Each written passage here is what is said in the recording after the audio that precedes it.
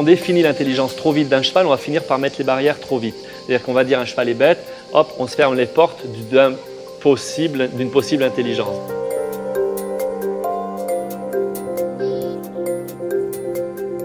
D'un cheval à l'autre, il y a effectivement des intelligences où des chevaux sont plus doués pour certaines choses, d'autres plus doués pour d'autres.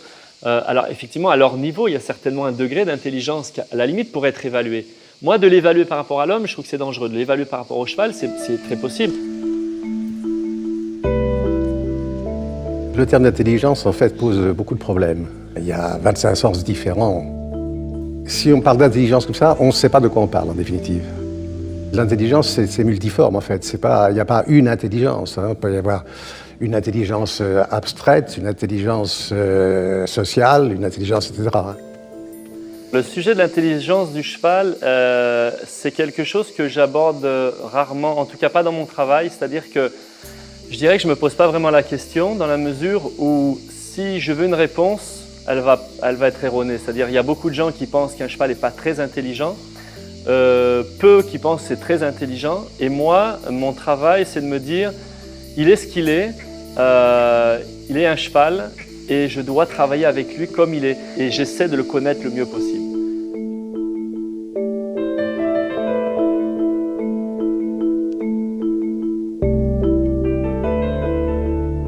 Il faut être conscient d'une chose, c'est que le cheval a son intelligence qui n'est de toute façon, qui n'a rien à voir avec la nôtre, mais qui peut être compatible. Plus que d'intelligence, les scientifiques parlent désormais de capacités cognitives, c'est-à-dire les capacités d'un être à ajuster son comportement en fonction des conditions changeantes de l'environnement, des situations particulières qu'il rencontre. Ces capacités dépendent notamment de la façon dont cet être se représente les données sensorielles qu'il reçoit.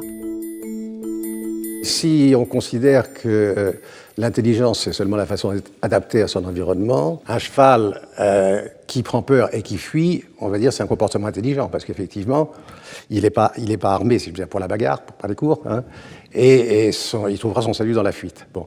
Mais en fait, c'est un comportement qui est en quelque sorte préprogrammé chez l'individu et qui ne demande pas de capacité cognitive particulière.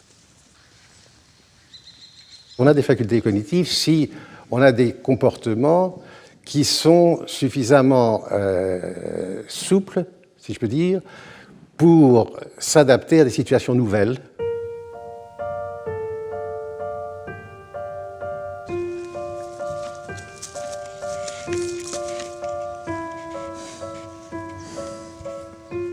De nombreuses incompréhensions existent entre êtres humains et chevaux, car il est souvent difficile pour l'être humain de comprendre la façon dont le cheval interprète le monde. Connaître le cheval, connaître son intelligence, cela commence donc par comprendre comment il perçoit le monde, physique ou social, à travers tous ses sens. Comment entend-il? Comment sent-il? Comment voit-il?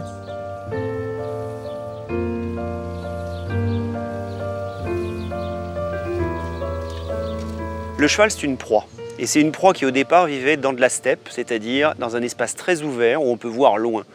Et en réalité, sa vision est faite pour lui permettre de détecter tout ce qui pourrait se passer autour de lui, c'est-à-dire ce tout, c'est potentiellement un prédateur. Donc les yeux sont placés de chaque côté de la tête, ce qui permet d'avoir un très grand champ visuel. Du fait de la position de ses yeux, le cheval ne voit en 3 dimensions que dans un arc d'environ 60 degrés devant lui. Dans cette zone, la vision des 2 yeux se recouvre, lui permettant de bien voir le relief. Cette vision, elle lui permet de balayer en réalité de chaque côté 230 degrés, donc c'est énorme, complété par ces 60 degrés de vision en 3 dimensions. Petit bémol, un triangle qui est formé par l'angle mort de chacun des 2 yeux, avec donc ce qu'on appelle le triangle aveugle, qui est juste en avant de la tête, sur environ 50 cm à 2 mètres en fonction de la position des yeux. Donc suivant que le cheval va balayer plus ou moins l'espace, il y a une zone dans laquelle il ne voit rien. C'est-à-dire quand je mets ma main juste entre les 2 yeux du cheval, ma main n'existe pas. Et donc si je touche le cheval, là je le surprends, parce qu'il a quelque chose qu'il touche qu'il n'a pas vu arriver. La légende comme quoi le cheval verrait l'homme plus grand qu'en réalité, sous prétexte qu'il a les plus gros yeux de tous les mammifères terrestres, est peut-être à mettre sur le compte de cette zone aveugle. En effet, quand quelque chose entre dans cette zone, le cheval a tendance à reculer ou relever la tête. Non pas parce qu'il verrait l'objet plus grand, mais juste pour le faire à nouveau entrer dans la zone où il le voit. Sur les côtés, le cheval ne voit qu'avec un seul œil. Il voit donc beaucoup moins bien les reliefs et il est plus difficile pour lui de savoir si ce qu'il voit est proche ou éloigné. Pour compenser cela, le cheval est capable d'un mouvement très rapide de la tête, de compléter les informations de sa vision latérale en cherchant des informations 3D grâce à sa vision binoculaire.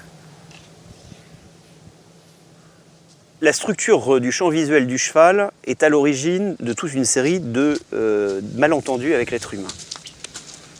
On a tendance à considérer que quand on se fait face, en fonction des signaux qui sont émis, il y a un risque de menace et d'affrontement. Or le cheval, lui, il est obligé de faire face. C'est-à-dire que quand on l'approche, et notamment quand on vient par le côté, s'il veut pouvoir comprendre ce que fait celui qui est en face de lui, surtout quand c'est une bestiole qui bouge autant que l'être humain, il faut qu'il se tourne. Lors de la tentative du cheval pour se tourner, qui peut être assez brusque, surtout quand on l'attache, ou quand il est dans un espace dans lequel il n'y a qu'un seul endroit par lequel il peut regarder, ce mouvement brusque du cheval va être interprété comme une menace à laquelle l'être humain va répondre avec une attitude de retrait ou une espèce d'attitude d'autorité qui mélange un peu de peur. Et là, le cheval, la seule chose qu'il va apprendre, c'est que le truc qu'il avait vu approcher et sur lequel il est en train de recueillir des informations n'a pas l'air d'être très commode. Pour pouvoir aider le cheval, il faut d'abord se dire que le cheval n'étant pas un prédateur, il y a peu de chances pour qu'il essaye de manger de l'humain. Donc s'il se tourne, c'est en fait pour se renseigner.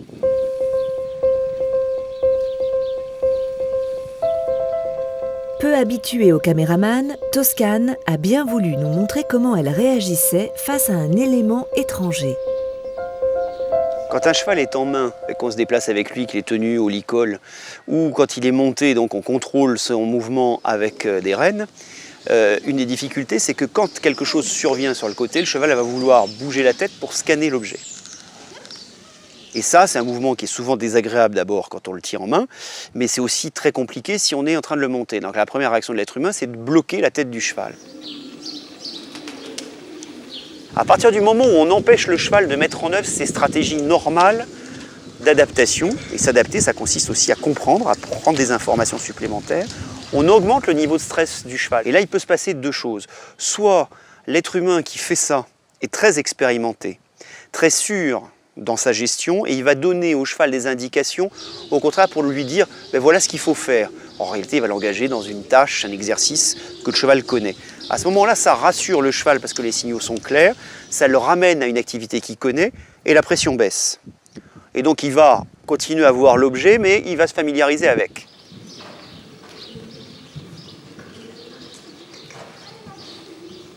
Deuxième option, l'être humain est maladroit parce qu'il est moins expérimenté, ce qui est son droit, et que le cheval ne va pas pouvoir trouver de repères rassurants, il ne va pas savoir quoi faire. En général, lui va commencer à se défendre et à essayer de prendre le contrôle. L'être humain va s'énerver, va avoir peur, et le cheval va mémoriser cette situation de tension et l'associer avec l'événement. Et là, par exemple, on fabrique très facilement, par exemple, des chevaux qui vont refuser certains types d'obstacles parce que la première fois ils l'ont découvert, ça s'est mal passé, et ils ne voudront plus passer à cet endroit-là.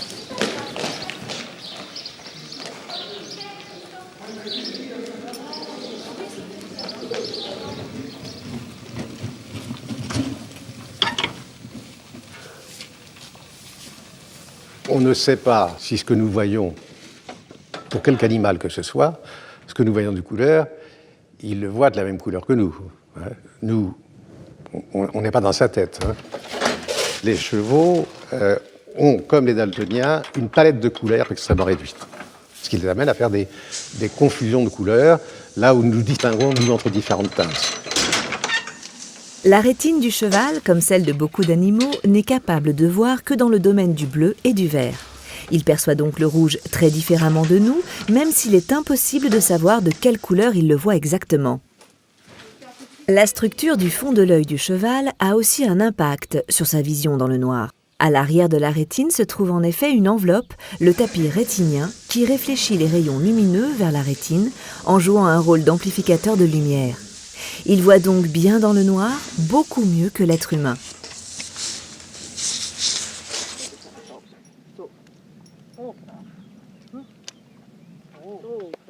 Il y a une autre caractéristique de la vision du cheval qui importe, c'est que quand il est en position de repos, ou quand il marche, hein, l'œil, il voit naturellement vers le bas, hein, à 2-3 mètres de lui. Disons. Si bien que s'il est avec le chanfrein à la verticale, hein, il voit vraiment pas très très loin devant lui et il voit par terre. Il ne voit pas en face de lui. Si par exemple on encapuchonne le cheval, à ce moment-là, sa vision 3D lui permet de voir quasiment que la position de ses pieds dans le sol. Si on le laisse libre de ses mouvements, il va avoir tendance à faire un balayage, notamment un balayage vertical, qui peut être extrêmement inconfortable et qu'on essaye quand même de limiter. Mais il va avoir besoin justement, dans toute la phase d'abord en particulier, de bouger sa tête pour pouvoir vraiment apprécier la hauteur, la profondeur. Lorsque le cheval saute en liberté, il est facile d'observer les mouvements de sa tête qu'il utilise afin d'exploiter au mieux son champ visuel 3D. À quelques mètres de l'obstacle, il relève la tête afin de préparer son saut.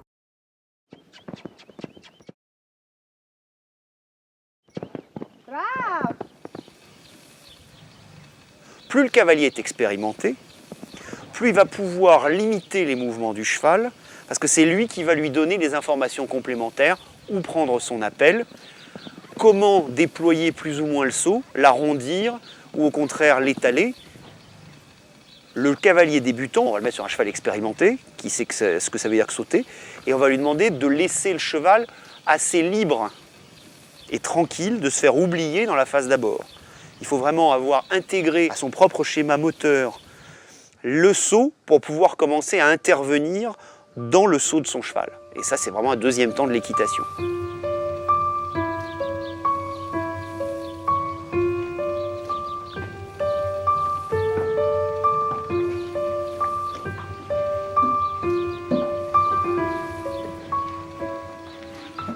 Les anciens auteurs qui ont parlé du cheval, que ce soit la littérature, on va dire, plus équestre, ou la littérature vétérinaire, et les fondateurs de la médecine vétérinaire décrivaient le cheval comme ayant une sensibilité tactile exquise. Et évidemment, ça va jouer un rôle central dans l'équitation, car une bonne partie de ce que le cavalier va transmettre au cheval va passer par cette voie.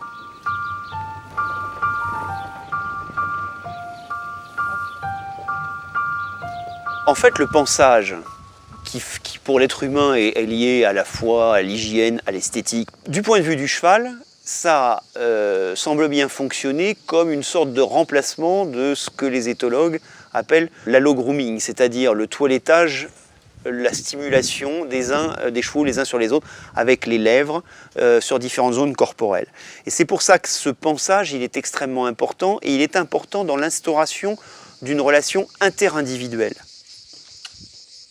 Cet entretien doit être valorisé et doit inclure pas simplement des passages de brosse, mais c'est justement pour ça que c'est intéressant d'avoir des instruments différents et d'y mettre la main. Et pas simplement de passer la main sur la peau, mais vraiment de ne pas hésiter à faire des mouvements dans lesquels on va pincer légèrement, rentrer les doigts littéralement dans la peau du cheval.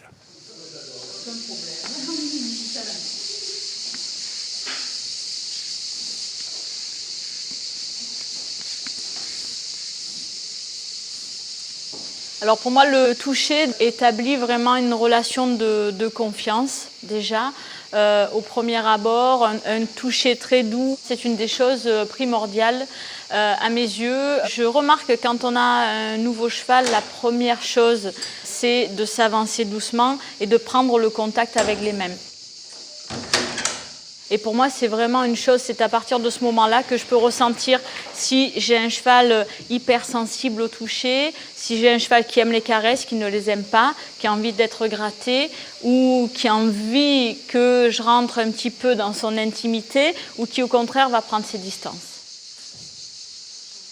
C'est pas juste effleurer, il y a des chevaux en plus qui n'aiment pas juste être touchés comme ça ou être tapotés. C'est vraiment, on prend le corps du cheval, on le touche et on s'en imprègne un petit peu.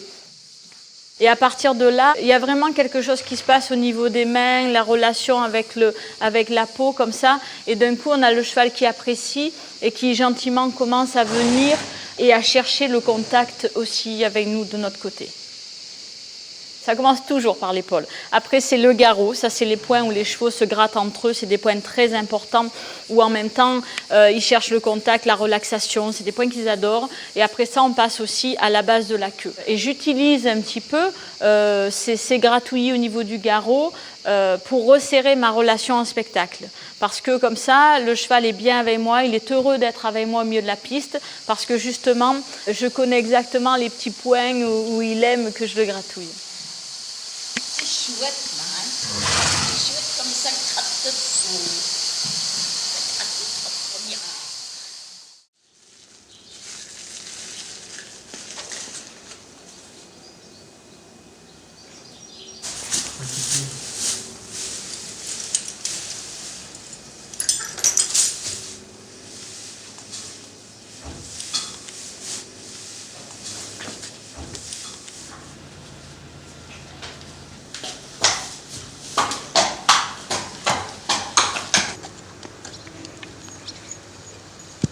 Alors on met très peu de jambes. On essaye d'utiliser les jambes sur une échelle de 0 à 10. On commence en mettant 1 de pression. Pour que le cheval est sensible, il est capable de sentir une mouche qui se pose sur sa croupe. Donc quand on met les jambes, il est capable de sentir ça. Après, c'est le cavalier dans sa demande d'exécution de l'exercice qui va rendre son cheval fin aux jambes. Il y a des chevaux qui sont plus sensibles que d'autres. Mais après, le cavalier dans sa demande, dans son exécution, par rapport à la fixité de sa jambe, par rapport à son contact qu'il va avoir avec le cheval, va rendre son cheval réceptif de manière fine à ce qu'on lui demande. Pour nous, la compétition, pour le dressage, ce qu'on a besoin, c'est des chevaux où on a besoin d'avoir la discrétion des aides et d'être le plus élégant possible à cheval. Le cheval, on va essayer de lui apprendre à mettre le moins de jambes possible et le moins de demandes possible, le moins de contraintes possible pour qu'il ait envie d'exécuter un exercice. On essaye de ne pas avoir les jambes et d'être sollicité tout le temps son cheval pour pas qu'il devienne justement après inerte. Si je te tapote toujours avec la main sur le bras, et au bout d'un moment, tu vas plus sentir ça. Maintenant, si je fais que t'effleurer, tu vas être sensible à ce qu'on t'effleure. Plus je vais être fin avec mon cheval, plus ça va être sensible et réceptif, et plus je vais pouvoir lui en demander un peu plus. En termes de communication, je vais être beaucoup plus précis. Je vais gagner en précision et en demande sur lui, parce que si le cheval, s'il faut que je lui tape dessus pour qu'il comprenne, eh ben, il va me falloir 3 foulées pour qu'il parte au galop, et s'il a l'habitude que je l'effleure, je vais à peine l'effleurer, immédiatement il va partir au galop, et je vais gagner forcément là-dedans, dans mon travail, en précision et en qualité d'équitation.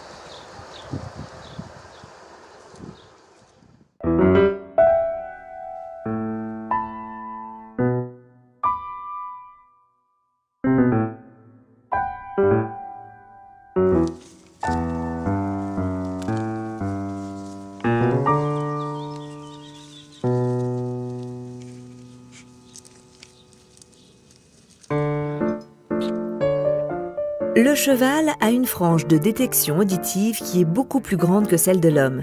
Il entend jusqu'aux ultrasons, mais entend moins bien les sons graves.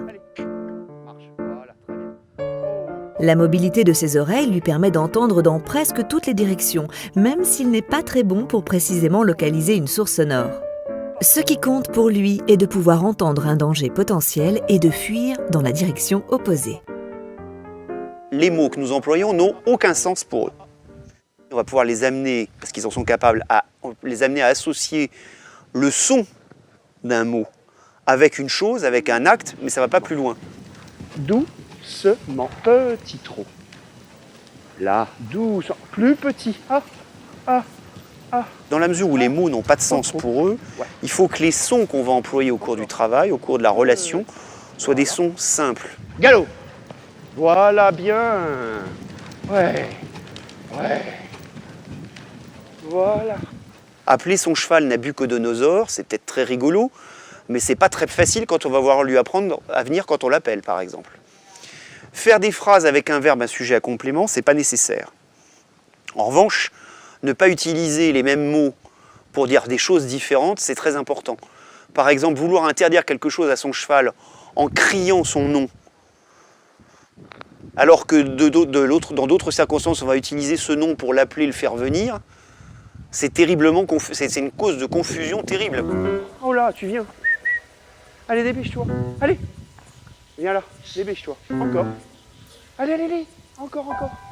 Fainéant. Voilà. Ouais. Tiens. L'ouïe, je pense que c'est quelque chose qui attire énormément l'attention du cheval. Alors par exemple, en spectacle, on a la musique, on a le public, donc tout ça, c'est des gènes énormes pour nous dans notre communication. Alors moi, dans ma parole, la parole pour moi, c'est presque comme si je lançais une canne à pêche pour rattraper mon poisson. Là, c'est un peu quand tout à coup mon cheval perd le fil. Il suffit que je lui parle et éventuellement que je touche, mais le mot va venir sonner et va venir ramener le cheval dans notre petite sphère, dans notre petite bulle. Donc pour moi, c'est vraiment un lien.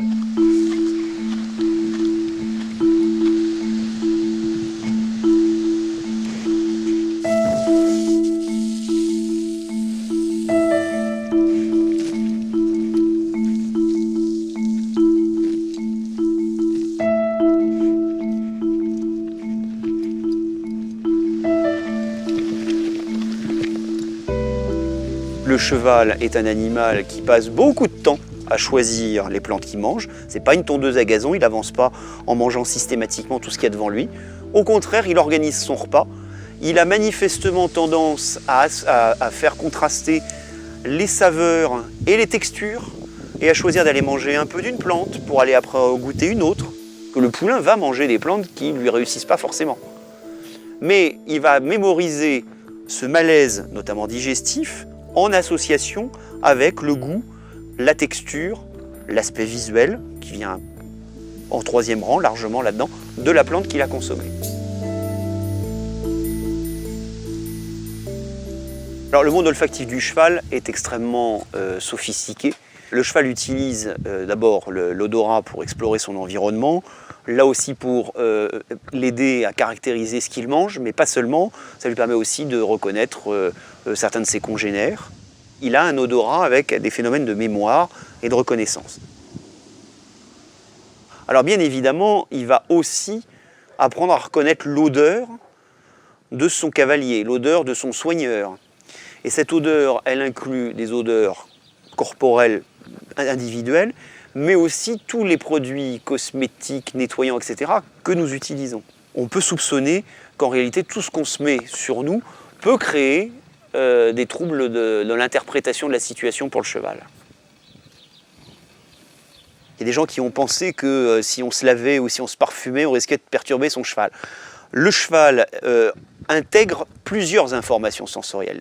Donc le cheval reconnaît quand même son cavalier ou son soigneur, quelle que soit la marque de savon ou d'autres toilettes, parce qu'il y a d'autres éléments qui interviennent.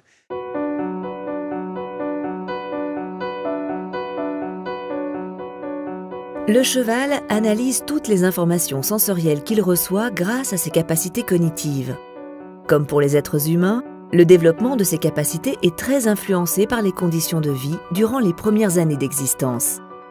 La richesse des expériences vécues est autant d'opportunités de développer l'intelligence du poulain et en particulier son intelligence dite sociale. Cette intelligence sociale va jouer un rôle essentiel dans son rapport aux autres chevaux et à l'homme. Il va vivre, il va avoir des expériences avec les collègues, avec les autres juments, avec des jeunes mâles un petit peu plus vieux, d'un an de plus. Il va savoir ce qu'il peut faire, ce qu'il ne peut pas faire, quelles sont les conséquences en bien et en mal de ses actes.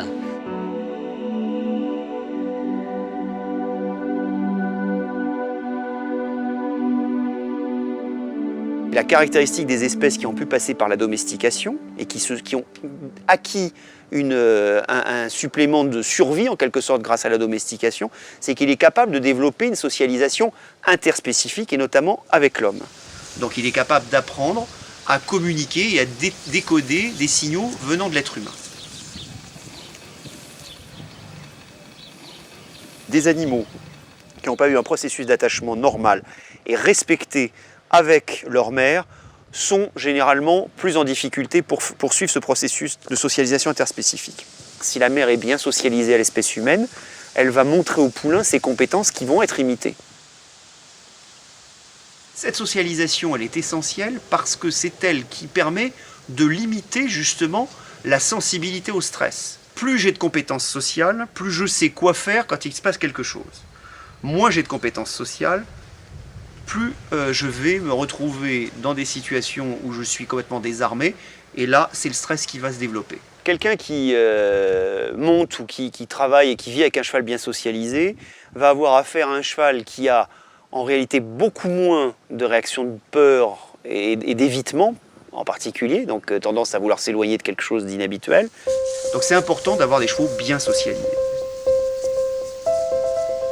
On essaie de vivre le maximum, de leur consacrer le maximum de temps aux poulains, d'être parmi eux, de les toucher, de les toucher. On les touche quand eux veulent bien venir nous voir. On ne force jamais le contact avec un poulain, c'est toujours le poulain qui décide et qui vient nous voir. Ce que ça lui apporte forcément, c'est justement cette confiance qu'il peut avoir.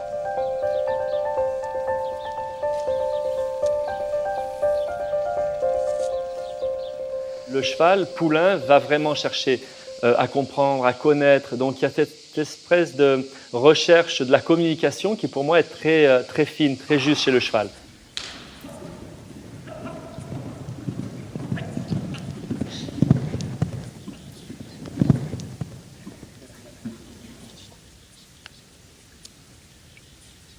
Ce qui fait que souvent le cheval arrête de communiquer, à mon avis, c'est qu'il trouve dans l'être humain un être qui n'est pas très communicatif, en tout cas qui a du mal à comprendre la communication basique, on va dire, ou peut-être communication intuitive qu'ont les animaux.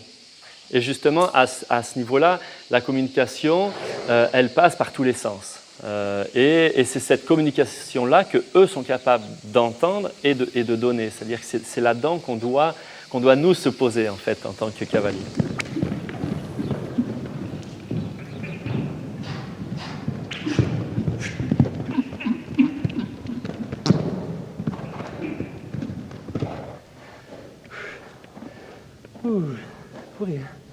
Ce que j'ai remarqué au niveau du décryptage ou de la lecture que le cheval a de nous, c'est que déjà un cheval qui au niveau social a une expérience sociale avec d'autres chevaux est bien plus affiné dans sa lecture qu'un cheval qui n'a pas eu ça. Et souvent, il y a beaucoup de gens qui font l'erreur de prendre des jeunes chevaux en disant « Ah, ça va être mon petit chien, mon petit cheval, mon petit machin ». Et du coup, ils l'empêchent de vivre une vraie relation sociale. Ce qui fait que quand les chevaux ont cette base sociale avec les autres, ils l'ont encore plus facilement avec nous.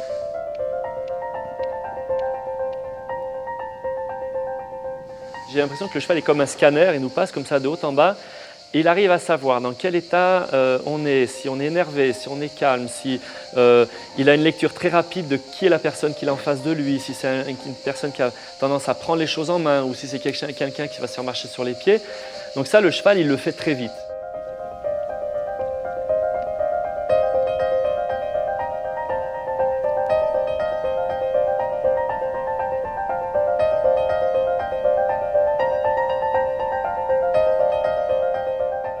Ces relations sociales et ces expériences qui permettent au cheval de développer ses capacités cognitives sont aussi essentielles pour son bien-être.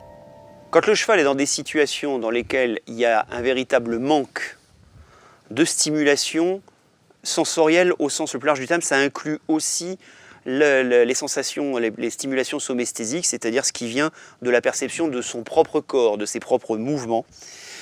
Quand c'est associé éventuellement avec des situations, et c'est systématiquement d'ailleurs générateur de stress par soi-même, mais quand en plus de ça il y a du stress social, on va pouvoir voir apparaître ce qu'on appelle improprement des tics, dont le vrai nom est stéréotypie, qui sont des mouvements répétitifs, dont on a découvert que la fonction est de provoquer la libération d'endorphines.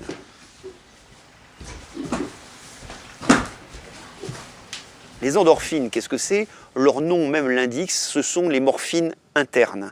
Et elles ont deux grandes fonctions. D'abord, diminuer la perception de la douleur. Elles permettent de supporter toutes les petites douleurs qui vont avec le fonctionnement du corps, mais aussi de diminuer une partie des manifestations de stress. Et donc, en situation de manque, parce qu'il n'y a pas suffisamment de stimulation, pas assez d'activité, le cheval peut répondre à ça en développant des stéréotypies. Un des éléments très connus, quasi légendaires, associés à l'intelligence du cheval est sa grande mémoire. Le fait d'être capable de mémoriser des situations et des objets indique que le cheval est capable de se créer une représentation mentale du monde. Cette capacité est très importante puisqu'elle est à la base des capacités d'apprentissage complexes. Pour le cheval, sa mémoire et ses capacités d'apprentissage sont avant tout un outil de survie très efficace. S'il apprend qu'un danger existe dans une situation particulière, il fuira dès que cette situation semblera se présenter. Pour le cavalier, ses capacités d'apprentissage sont à double tranchant. Lorsque vous avez un apprentissage aversif, je veux dire par là un apprentissage qui répond à un stimulus de danger, disons, de danger ou de désagrément, quelque chose qui fait mal ou qui fait peur. Je fais bien attention à toi, moi. Si vous avez une grande peur tout d'un coup, vous avez une forte émotion qui contribue à fixer en quelque sorte la situation en mémoire. Si l'événement est assez marquant, il peut être à l'origine d'un comportement phobique. Le cheval réagira alors violemment à toute situation un tant soit peu similaire. Avec un travail patient, durant lequel la situation qui déclenche une réaction de peur est répétée calmement, il est possible de désactiver petit à petit un comportement phobique. Malheureusement, il reste toujours un souvenir de ce qui a été mémorisé si fortement. Vous n'éteignez jamais complètement un apprentissage. Il y a toujours une trace qui reste. Et cette trace, elle peut être réactivée très facilement si l'animal se retrouve dans une situation comparable avec aussi une tension émotionnelle forte. Et à ce moment-là, ça réémerge brutalement. Allez, recule. Recule. Tout le travail d'habituation risque alors d'être remis en question. L'instinct de survie est tellement fort qu'il occulte les capacités d'analyse du cheval. Pour lui, la fuite est l'unique solution. Seule la patience du cavalier et sa capacité à donner confiance à son cheval peuvent venir à bout d'une telle situation. Lorsqu'il fait appel à la mémoire du cheval pour lui enseigner quelque chose, le cavalier doit être précis et méticuleux, car le cheval mémorise tout très vite, les bonnes comme les mauvaises habitudes. Punition, renforcement négatif et récompense sont les 3 outils que le cavalier peut utiliser pour expliquer ce qu'il veut au cheval.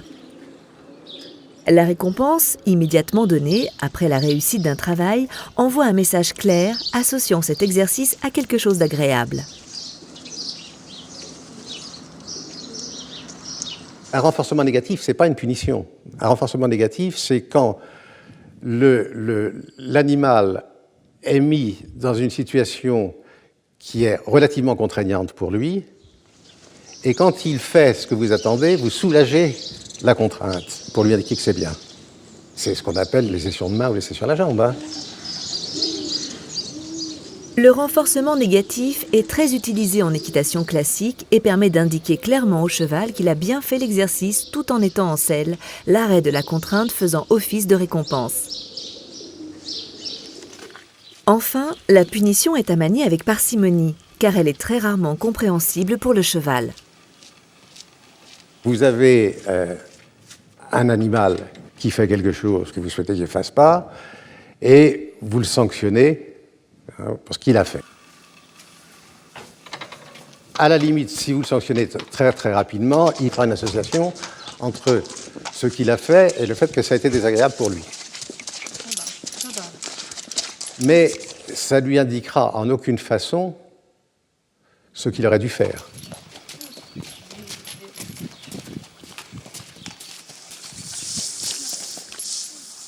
La grande mémoire du cheval fait qu'il aime les habitudes.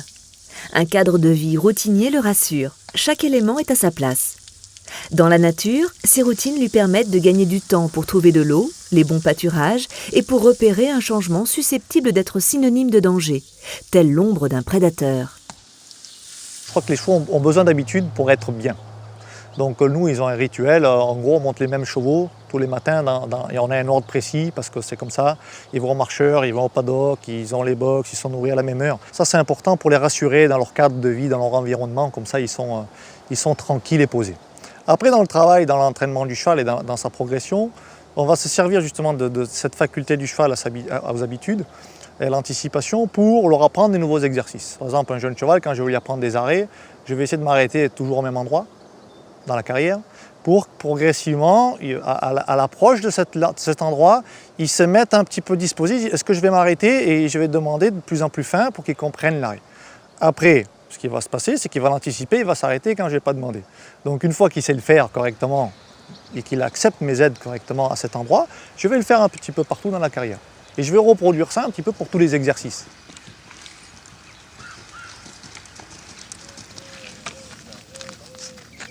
Une équipe scientifique du laboratoire de l'IRCEA à Saint-Saturnin-les-Aptes étudie les caractéristiques de l'apprentissage chez le cheval au moyen d'expériences qu'ils peuvent répéter et reproduire facilement. Pour évaluer son niveau de stress, le rythme cardiaque du cheval est observé durant l'expérience.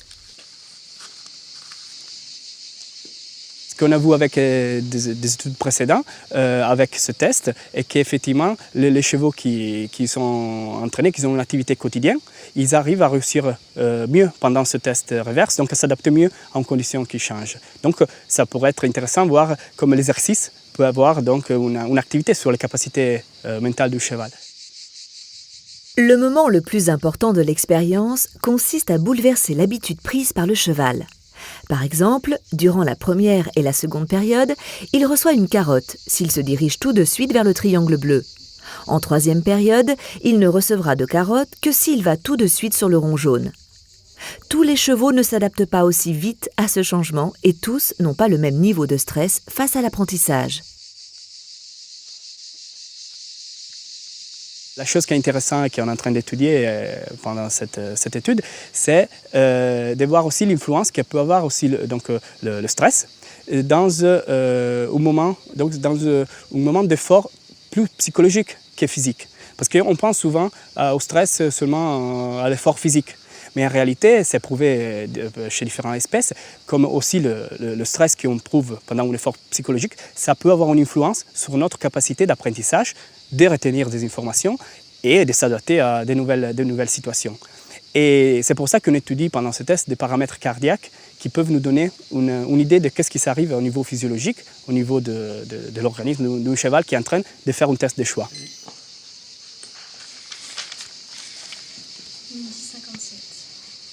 Le stress, c'est une tentative d'un être vivant de s'adapter à certaines situations. Et donc, ce sont tous les mécanismes, soit comportementaux, soit physiologiques, qui l'être vivant, le cheval en ce cas-là, met en jeu pour s'adapter aux nouvelles situations. Quand le stress, ça devient chronique, alors ça peut provoquer des changements, soit au niveau de l'organisme, soit au niveau du comportement de l'animal ou de l'être humain aussi, et qui peut donner des problèmes et peut être à la base de certaines pathologies.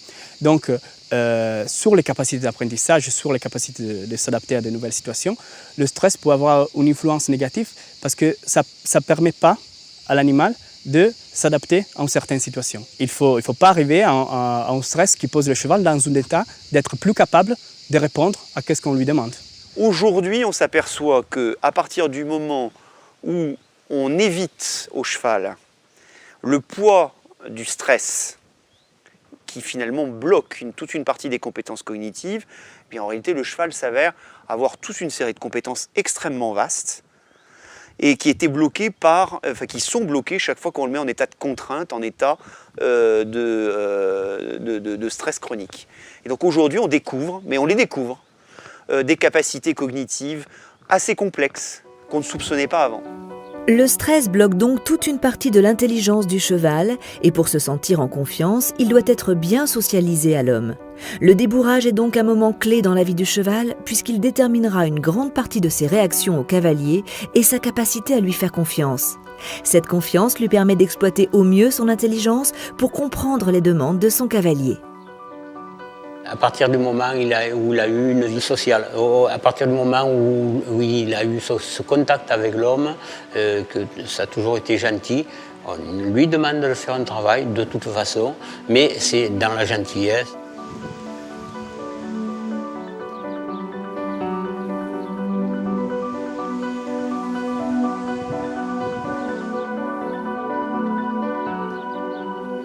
S'ils ne sont pas en confiance, ils sont toujours sur la défensive, ils ont toujours l'inquiétude avec eux, et ce n'est pas avec l'inquiétude qu'on va construire quelque chose. Ben, de son côté, je pense que ça doit être un peu, au départ, un peu traumatisant quand même, d'avoir quelque chose dans la bouche et un cavalier sur le dos qui lui demande des exercices ou des indications qu'il n'a pas l'habitude d'avoir. Ça, après, de se mettre à la place du cheval, c'est difficile, parce qu'on a personne qui ne nous a jamais monté sur le dos, mais on essaye par contre d'être tolérant et d'accepter qu'il y ait des incompréhensions du cheval, parce que ça peut pour lui, pour nous, ça nous paraît logique, mais peut-être que pour lui, c'est complètement illogique. Un débourrage mal fait, violent, est une espèce de boulet que le cheval va traîner toute sa vie. Qu'est-ce qu'on demande en réalité? Quel est l'objectif du débourrage? Amener le cheval à supporter la présence de la selle, donc en fait à tolérer d'abord une stimulation tactile très particulière, continuelle, qui est la présence du tapis, la présence de la selle, la perception, une modification somesthésique qui est j'ai cette espèce de poids nouveau dans mon corps. Ensuite, il y a une véritable modification parce qu'on va changer la position du centre de gravité en mettant un poids sur le dos du cheval. Donc en réalité, c'est bien un phénomène à la fois d'habituation à une nouvelle information sensorielle et un apprentissage d'une nouvelle compétence, parce qu'il va falloir placer son corps différemment.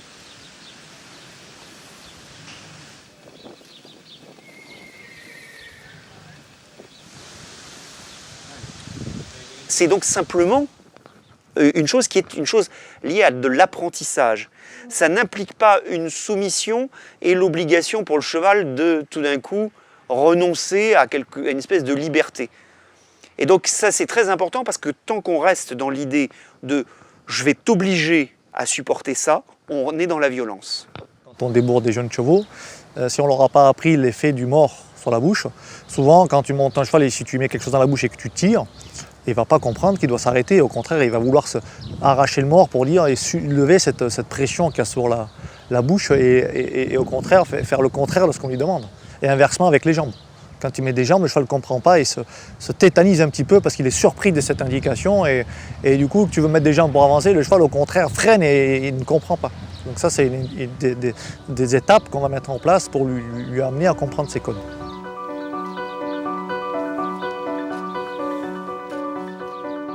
Étant donné la mémoire du cheval et le phénomène de mémorisation accentuée des événements négatifs, en cas de mauvais débourrage, le cheval associe le cavalier et ses aides à de la peur. Stressé, il se retrouve littéralement privé de ses capacités cognitives. Loin d'être bête, il est juste paralysé par le stress, qu'il résulte d'un mauvais débourrage ou d'une situation nouvelle. Sans oublier que le cheval est un animal dit de fuite, c'est-à-dire que face au danger, son instinct de survie lui dicte de fuir. Je dirais que dans le doute, le cheval, première chose, il fuit et ensuite, éventuellement, d'ailleurs on les voit souvent dans les prés, ils partent et plus loin ils regardent et là ils commencent à se demander qu'est-ce qui m'a fait peur. Est-ce que c'est un chien? Est-ce que c'est une personne? Est-ce que c'est un sac en plastique? Je le vois sur des chevaux qui vivent avec nous depuis quelques années.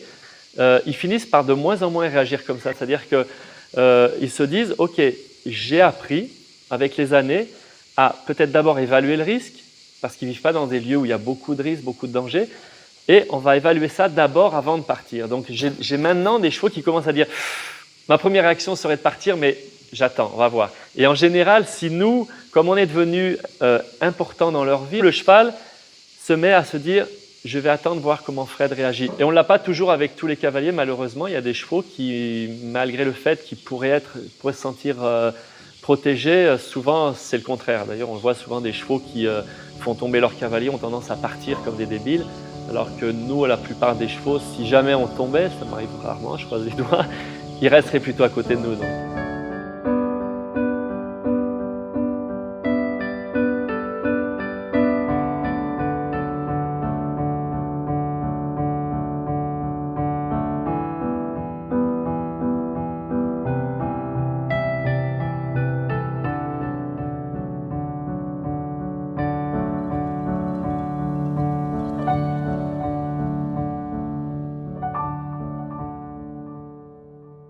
Pour l'être humain, la grande difficulté, c'est d'accepter le fait que le monde du cheval... Qu'est-ce que c'est notre monde? Il n'y a pas de réalité intangible. Notre monde, c'est L'ensemble, c'est la construction qu'on fait à partir des informations sensorielles qu'on recueille. Donc forcément, mon monde d'être humain n'est pas le même monde que celui du cheval. Moi, j'ai une vision en 3 couleurs, lui, il a une vision en 2 couleurs. On n'a pas la même organisation du champ auditif. Ça veut dire quoi? Ça veut dire qu'en permanence, il y a des parties de nos mondes qui sont superposées. Et puis ensuite, il y a des réalités qui sont propres au cheval et auxquelles je n'ai pas accès. Quand j'ai l'impression que mon cheval a une réaction bizarre, voire même, il faut dire les choses comme elles sont, parfois on dit idiote ou imbécile, en réalité la réaction du cheval elle est très pertinente dans son monde. Dans son monde, il y a une information qui est disponible et à laquelle lui répond. Moi je ne vais pas y répondre parce que je ne la vois pas, je ne l'entends pas, pour moi elle n'existe pas à ce moment-là. Il est bien évident qu'il faut que j'en accepte l'existence et comme je ne peux pas m'y adapter parce que je ne saurais pas la trouver, il faut que je trouve une autre solution. Il faut que je propose quelque chose et en permanence la solution, c'est proposer au cheval quelque chose qu'on connaît tous les deux et dans lequel en gros on est d'accord, dans lequel on va dans le même objectif.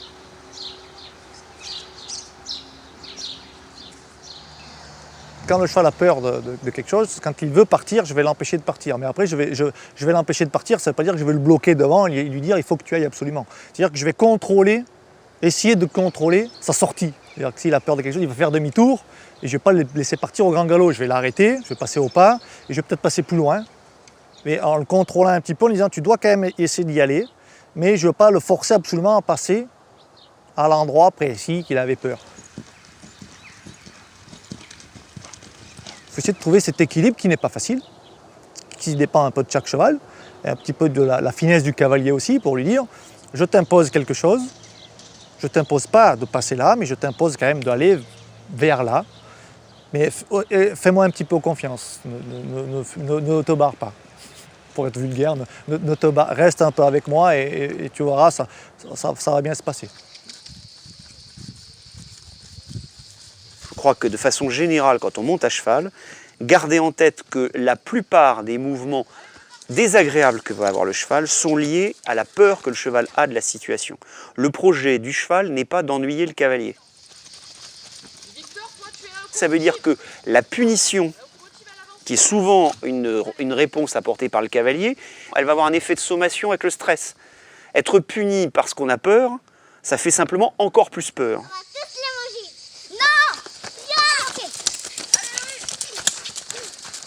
La bonne réponse, c'est de remettre le cheval dans une situation où il peut trouver une autre réponse pour aller vers la solution. Ce qu'il faut, c'est éviter de créer des catastrophes. Donc, pas de punition, parce que ça ne sert à rien, mais pas non plus de laxisme, c'est-à-dire se dire « pauvre cheval, il n'a pas envie d'aller à droite, allons donc à gauche ». Le problème, c'est qu'on n'ira plus jamais à droite. Le cheval va apprendre que cette solution fonctionne et il va la garder. Donc il est bien évident qu'il faut que le cheval aille du côté où on souhaite le faire aller. Il y a toujours plusieurs chemins pour aller dans la même direction. Et donc quand au début on n'est pas sûr de soi, il est tout à fait correct de faire des exercices détournés et par exemple de commencer par aller faire un cercle ou en tout cas aller dans la direction globale où on veut aller mais sans se braquer sur la direction où le cheval a du mal à accepter l'exercice. Et revenir toujours vers quelque chose que le cheval a réussi avant et qu'on peut marier avec cet exercice-là. Il faut une réussite mutuelle parce que les deux vont se décontracter, le cheval et le cavalier.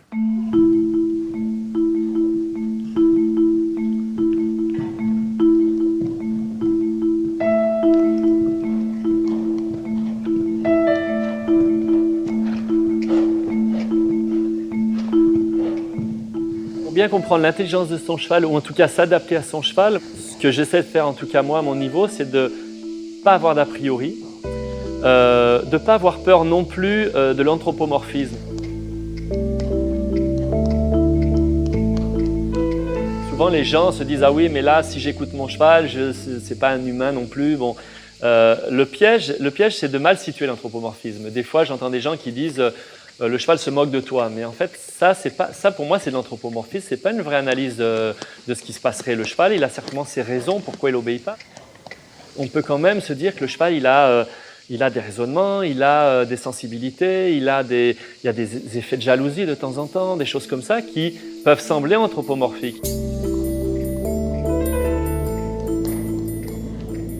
dirais aux gens, n'ayez pas forcément peur de ça, et il faut beaucoup, bon pour moi c'est l'observation qui est importante, observer son cheval, beaucoup, pas juste une heure par semaine, ça suffit pas, et de se dire après, il faut s'écouter soi, beaucoup. Pour moi, la lecture intuitive est très importante. On l'a tous, on l'a beaucoup tous perdu, mais on l'a tous un peu quelque part.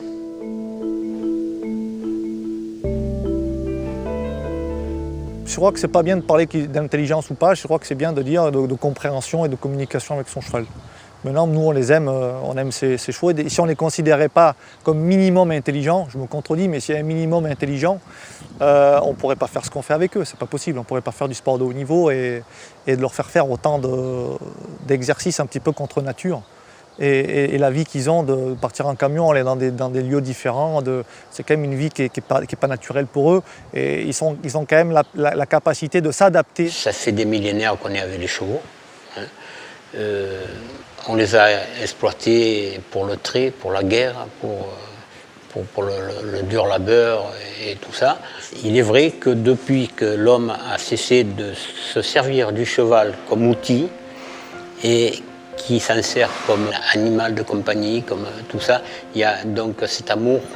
Et l'amour est né entre les deux et s'est amplifié. J'ai vu des choses, des progrès qui se sont faits dans ce domaine-là, incroyables. Et les chevaux arrivent finalement pas à se dresser tout seuls, ça serait une bêtise, mais à faire des choses pour faire plaisir. L'amour, c'est l'éveil de l'intelligence.